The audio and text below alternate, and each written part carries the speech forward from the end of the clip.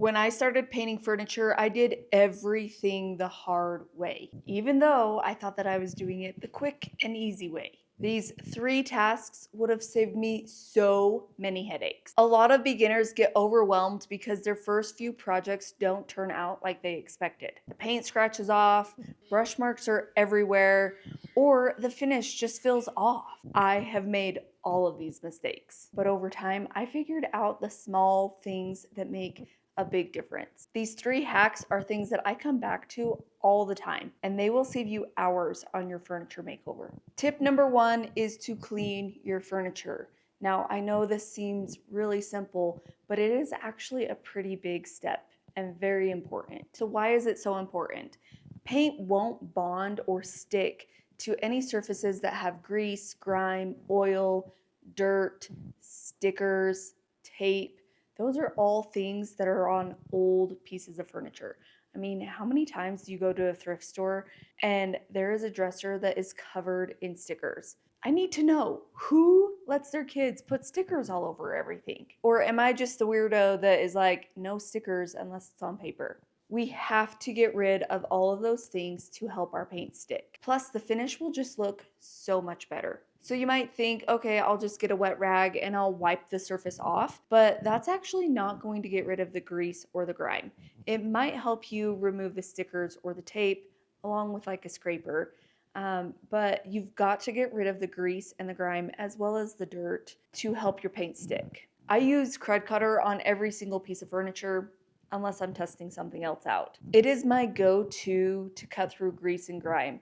And it's not only good for furniture, it is great for cleaning things around your house that have a lot of grime buildup. I just spray the Crud Cutter on all over the surface and then come back with a lightly damp rag to wipe off the surface.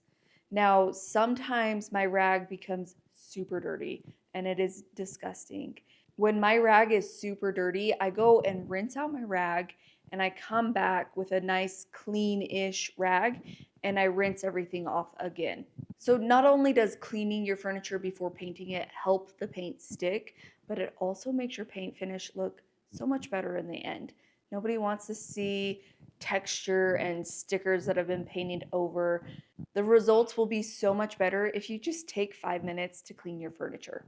Number 2, all paints are not created equal. Trust me on this one. Almost never trust what the paint company is saying that the paint can do.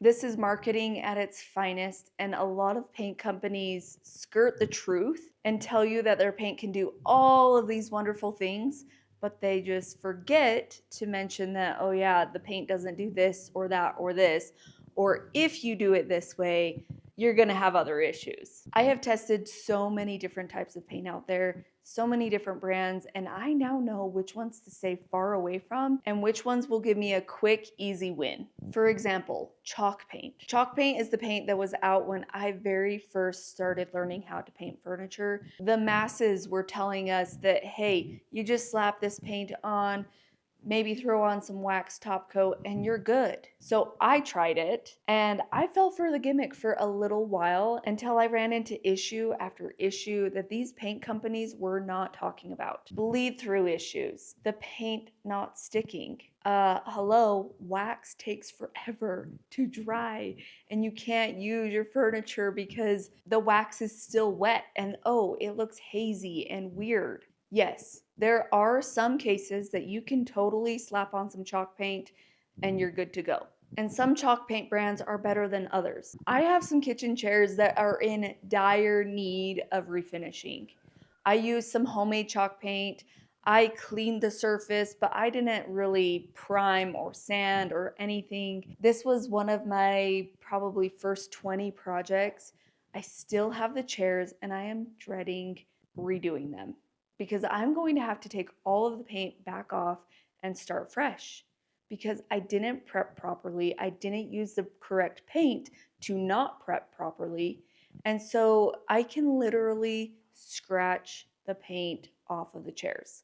They look terrible. And I can't just blame it on my kids. It was my fault because I didn't paint them properly. So while I have learned what paint brands to stay away from, I have also learned which paint brands that I love and I will continue to use over and over.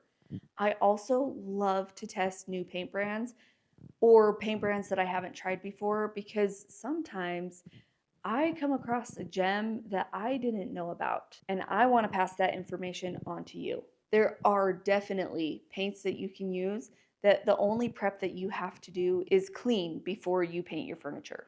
Now, you still might run into some issues, but the paint is still going to stick, and you will have to fix those issues as they come up. Number 3, using a paintbrush when you should be using a paint sprayer. Brushing paint onto furniture is a total time suck. For example, this cabinet that I just recently painted, it's a pretty small piece, but it has a ton of details and grooves. If I would have brushed paint onto that piece, it would have taken at least an hour and a half just to paint on one coat of paint. I sprayed on one full coat of paint in 5 to 10 minutes. Now, I chose to paint this furniture white, which made it even harder if I was brushing the paint on, because white paint always requires about 4 to 5 coats of paint. So if you're doing the math, 4 to 5 coats of paint is 4 to 5 hours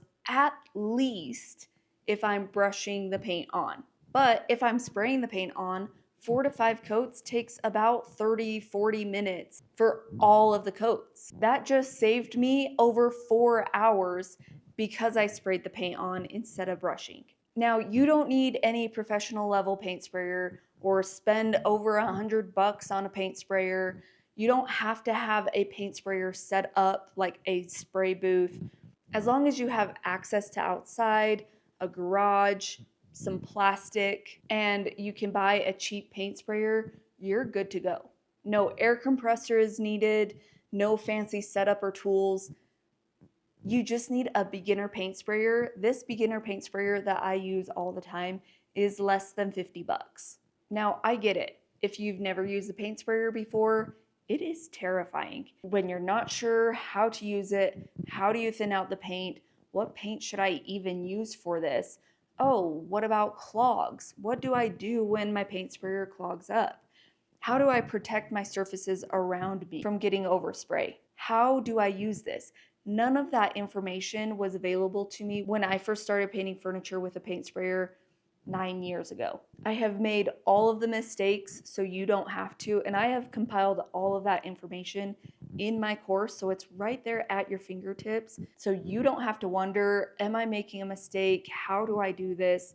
No, it's all right there. I also remember another huge hurdle that I had to get over was, wait a second, paint sprayers take forever to clean.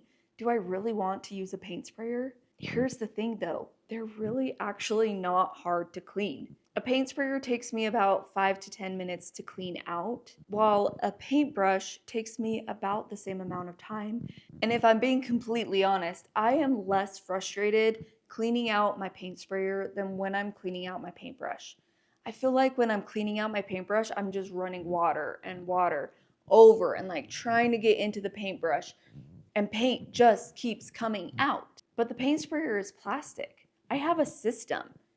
It makes it so easy to just get in and get out, get it cleaned up, and move on with my life. Seriously, I save so much time on every single project that I do. Not to mention, the sprayed furniture looks so high-end, no brush marks. Honestly, it looks like it came from a factory. All of these are part of my painting system I teach inside of my course. If you want step-by-step help picking out products, prepping your piece, setting up your paint sprayer, make sure to check the link in the description. I've listed my favorite tools and beginner paint sprayers for you there. Now, these hacks saved me hours, but this makeover wasn't totally smooth. In this next video, I'll show you how I dealt with unexpected issues and what I would do differently next time. Click over here to watch that now.